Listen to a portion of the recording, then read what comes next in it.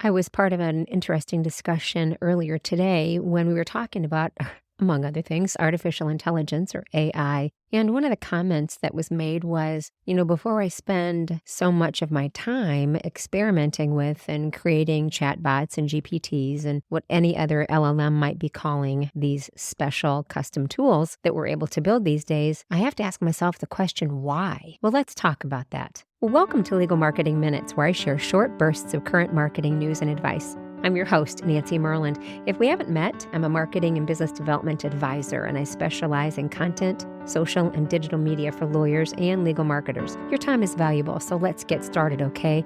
We are going through what equates to the wild, wild west of artificial intelligence.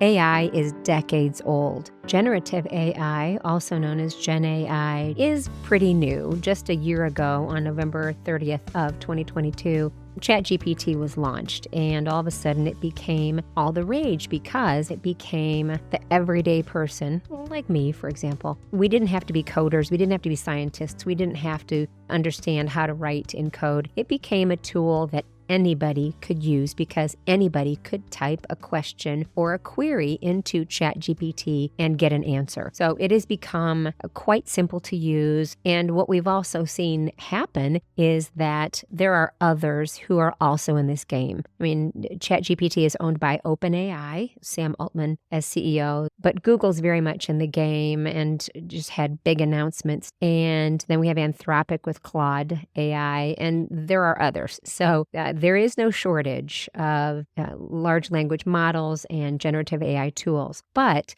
this notion of asking yourself, what do you want to do before you dive in too deep and take too much time experimenting or building is an interesting one. And I have two schools of thought on that. I, of course, am a marketing and business development planner, a strategic planner. So I will just about always tell people, yes, take some time, create a plan, understand who your target markets are, understand what the messages are you want them to know, understand what challenges of theirs you are helping to solve, and figure out, and then on, all the steps of creating marketing or business development plans, and then go about finding those people, letting them know those messages, helping them understand that you understand their challenges, and giving them solutions. So I'm always a proponent of that when putting those kinds of plans together. And I do think that's a wise approach in this world, this artificial intelligence and Gen AI world as well. However, I would also recommend that we not be too hard on ourselves at this point in time. Even though these tools are very easy to use, they also are a little bit mysterious, and they are garnering attention because they are not only making some people's lives much more efficient and effective, but they're also causing a little bit of angst because they are, and yes, this has become an official term, they also can hallucinate or make up information. And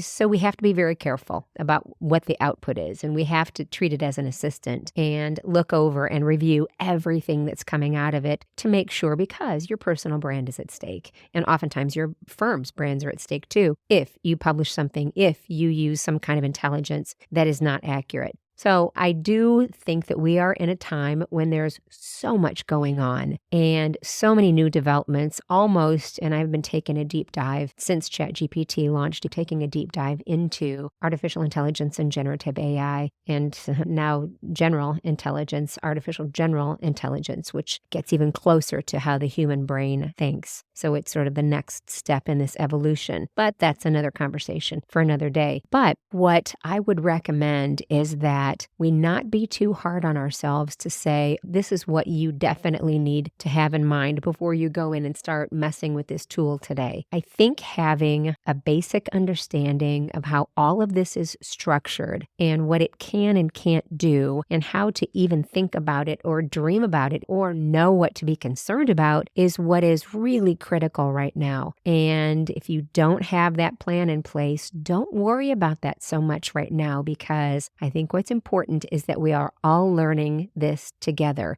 And I think it's going to be very difficult to dream about how you can plug it into what you are doing in your firms and your companies if you don't have an understanding about what it can do. And some of the best ways to do that are, and these are ways that I've been doing it. Again, I spend an awful lot of time reading and listening to and watching. I watch lots of videos. I listen to a lot of podcasts, and I read probably more articles than I ever expected I would or that I would find time for a year ago on this subject. So I would definitely recommend that you find a few people who are knowledgeable in this area and you read what they have to say. And pretty soon you will have your stable of experts that you can learn from. I want you to do that because, as I mentioned a moment ago, that's going to help you dream or do or understand what the parameters are, understand what the guidelines are, understand what the ethics needs might be, and just to be aware because you really should become a part of these discussions in your firms.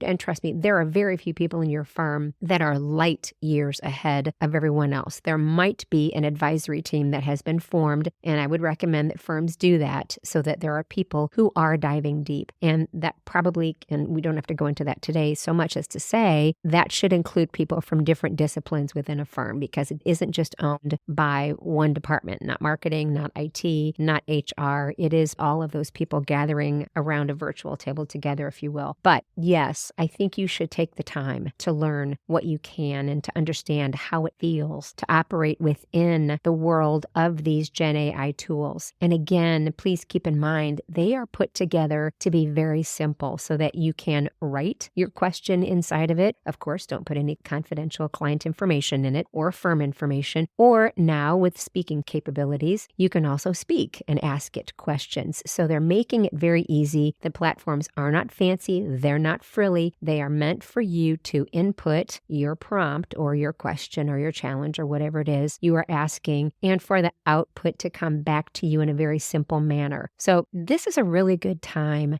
you're not behind because this is so new. This is a really good time to spend a little bit of time every day or every couple days just experimenting, just listening to someone, just reading what someone has to say about it so that it becomes very familiar and some of these terms just then roll off your tongue. That's really one of the only ways that's going to happen is familiarity. So I encourage you to do that. Don't be so hard on yourself as to think that you have to have a complete plan in place before you dive in and experiment with these tools because I think in this situation, you need to become familiar with what you can even hope or dream to put in a plan. All right. Well, thank you so much for spending a few legal marketing minutes with me. If you have any questions or comments, I'd love to know. If you're in a place where you can leave a comment, please do so. Or if you'd like to do that privately, please feel free to message me on any social media platform or my email, nancy@myrlandmarketing.com, which is MYRLAND marketing.com. And that's also my website where you can find this and other podcasts and videos and blog posts. Thanks again so much for being here. Until next time, I'm Nancy Myrland. Take care.